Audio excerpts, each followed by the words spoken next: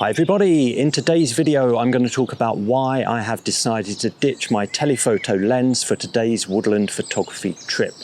Instead I'm going to be using my 50mm 1.8 prime lens, and along the way I'll talk about the advantages of using a prime lens in woodland, but also some of the challenges that need to be overcome.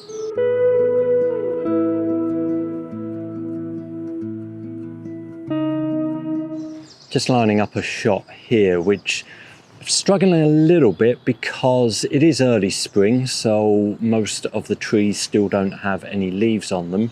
And the problem with that is in woodland, obviously what you're going to have is some of the sky coming into the shot.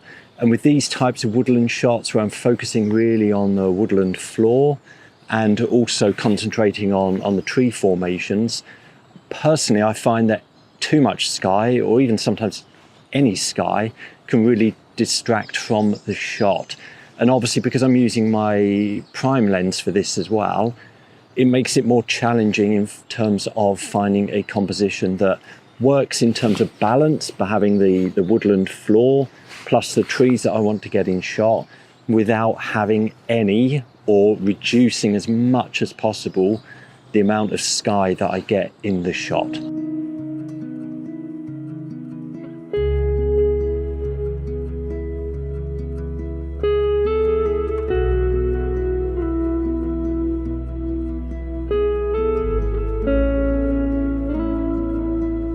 So one of the biggest challenges I have with this woodland is, you can see where I'm standing here, there's a lot of brown dead leaves that are really interfering with my nice green and white flowered woodland floor. So I'm really having to work quite hard here, again because I'm using my prime lens. The challenge is to try and get shots where I'm trying to eliminate as much of the dead leaves as possible and give more of the impression that the shot and the woodland floor is just the green and the white flowers and the trees as well. In addition to that, I'm having the same issue again with the sky, but it's not impossible, and it's certainly not something that I can't overcome. It's just really a case of, taking my time, exploring different parts of the woodland and really looking for something that's going to tick all of those boxes, or just moving the camera around a little bit, searching for those compositions that are going to achieve exactly what I'm looking for in the shot. I may have to compromise a little bit on some things, but trying where possible not to make so many compromises and come away with shots that I'm 100% happy with. So yes, using a prime lens is more challenging, but I've said many times on this channel, I really enjoy the challenge of photography. So actually it's about rising to that challenge, isn't it?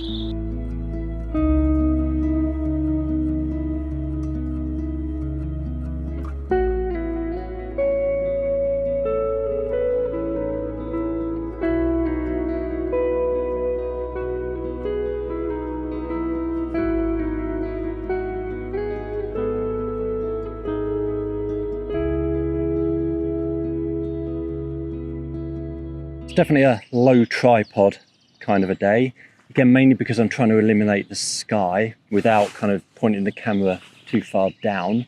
So there's some nice yellow flowers here with some trees in the background. Again, it's always tricky with the woodland because you know it can be quite messy on the floor there. So again, it's just trying to look for that best composition. So the reason why I've bought my 50mm prime lens out today is pretty simple. It is the sharpest lens that I have. Now in the past when I did woodland photography, I always put a little kind of Gaussian blur in it in Photoshop. So sharpness of the photo wasn't massively important to me. But I've actually changed my creative style since then. And now I do want to get the sharpest photo possible. And as I said, this 50mm 1.8 from Nikon is absolutely my sharpest lens. Hence why I've brought it out today.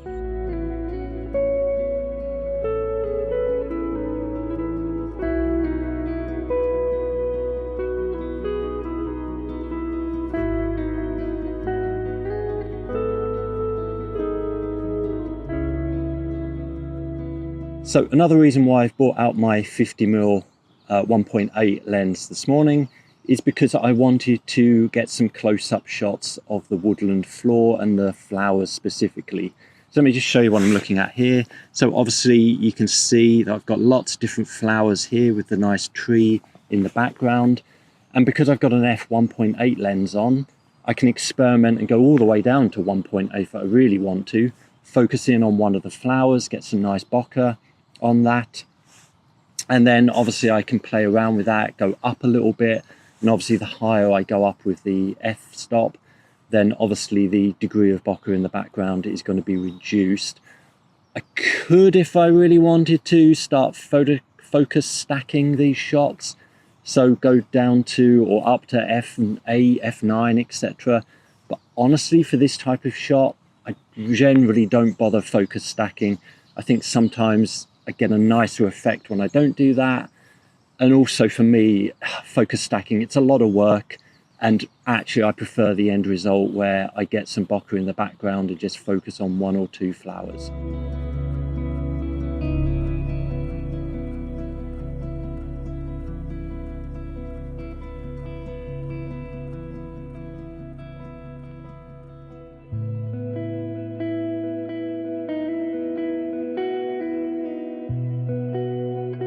So it's a really nice bush just to the left of me here, which has got some really nice flowers on it.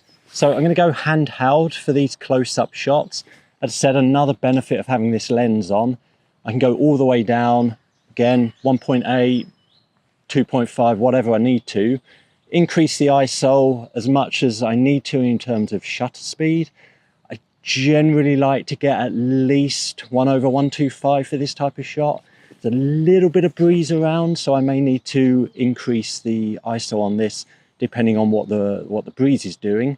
But definitely this type of shot is so much better when you go handheld, because obviously it gives you way more flexibility than if you're trying to set up using a tripod.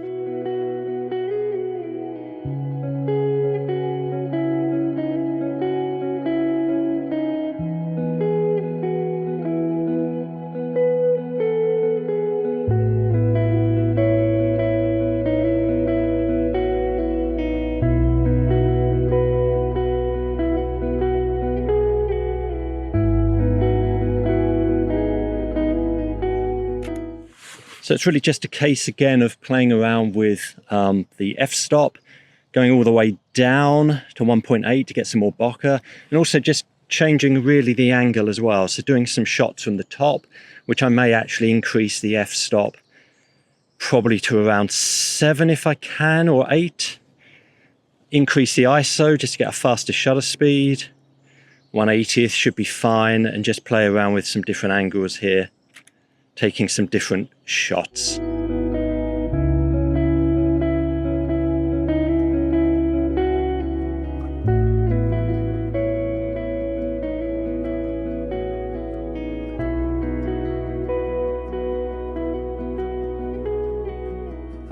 So time to get back and see what I've got and start editing some of these photos.